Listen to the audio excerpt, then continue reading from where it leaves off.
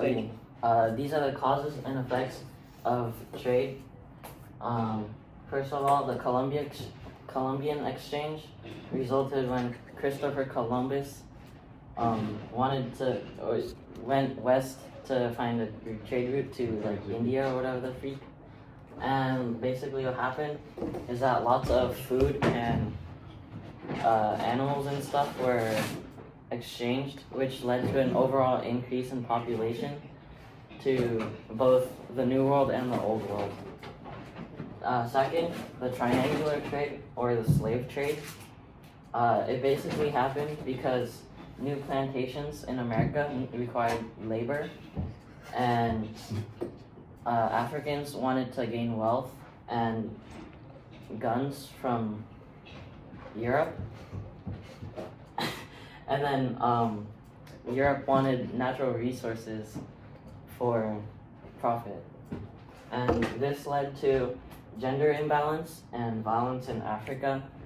For example, I forgot the example, but city-states would attack each other for slaves to trade with the Europeans. And it also led to polygyny, which is the marriage of, you know what polygyny is. Increase in wealth for Europeans and increase in slavery in the Americas. The Europe to India trade. They wanted a trade route without going through the Ottomans, so it's cheaper, and they could also carry more because of ships. And they also wanted spices from like the islands in Southeast Asia or whatever. This led to the development of trading port cities by Portugal and joint stock companies such as the British East India Company and the Dutch East India Company, and it just led to more profit for the Europeans. I have a question. Yeah. How are the explorers able to swim? What? What? How were the explorers able to swim? What was the main thing? What? What did you say? What allowed explorers to venture out in the world?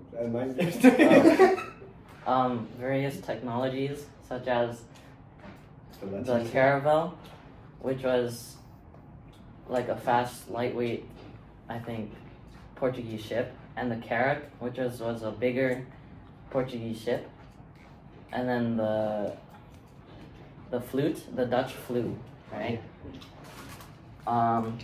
As well as I guess, technologies like compass and astrolabe. Yeah. Alright, so I think that's good. Everyone give a round of applause. Alright, next up we have Doan. Important topic number 2. Our maritime empires established and maintained rule. Basically, Portugal, they made ports all around the world. They were big bodies for the 15th century and only the 15th century. Britain, I think they made settler colonies. I don't know if this is the wrong time period. we bought. Triangular trade, like Sage said. I'd like to add something. I think Britain, they basically they kind of colonized India, I guess. They didn't have too much control at first, but then eventually they basically controlled all of India. India. Yes. They used gunpowder to trade, basically guns to trade to the Africans or slaves, to the African elites. African elites would trade slaves to America, better work on cash crop, whatever, the Nate stuff. And then they trade food to Europe, boom, triangular trade. And they took rule of societies like Africa, China, and India. I drew a little chart. 5 powers, which is Portugal and Britain. They have control, greed for natural resources. Alright, okay, go. Triangular trade, they raped the slaves because they disease. Oh, also the Native Americans. They diseased them in the triangular trade. What? The Columbian Exchange, Oh yeah. They took control of everything from them because they're wiped out. They had no antibodies in their body. What else are they? How did they maintain trade? They just use their power and like their knowledge over like places like India, China, Africa, and the Americas. I have a question. Yeah. Can you name any specific economic systems? Mercantilism. And okay, just name this one more. Like, for example, No. like okay, I'll give you a simple question. Did they use plantations? Yeah, cash crops. But I said that. Okay. I said okay.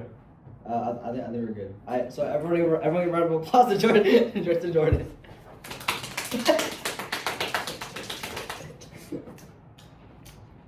Alright. Let's go, dude. Wow, slow.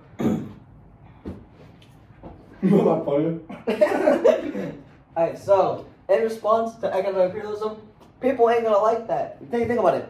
They take your stuff away from you that you rightfully made. So obviously, also the fact that you see random dudes taking over your land, people are gonna like that, right? So in response to this, there's a bunch of revolts.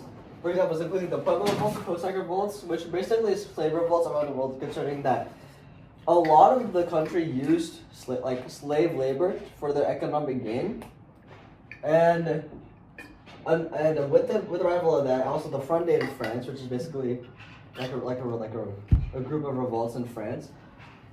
And on the topic of economy with slavery, as a result of this, many countries also faced oppression against existing cultures. Like, for example, the Qing Empire and against the Han Dynasty, they basically forbidden them. They said no to your culture, and they didn't allow them to basically do their cultural stuff, right?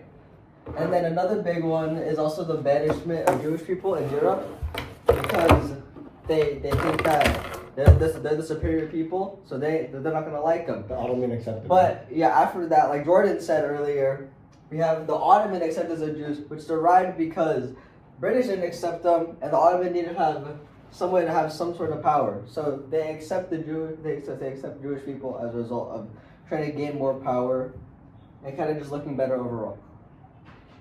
I think I'm done. Right.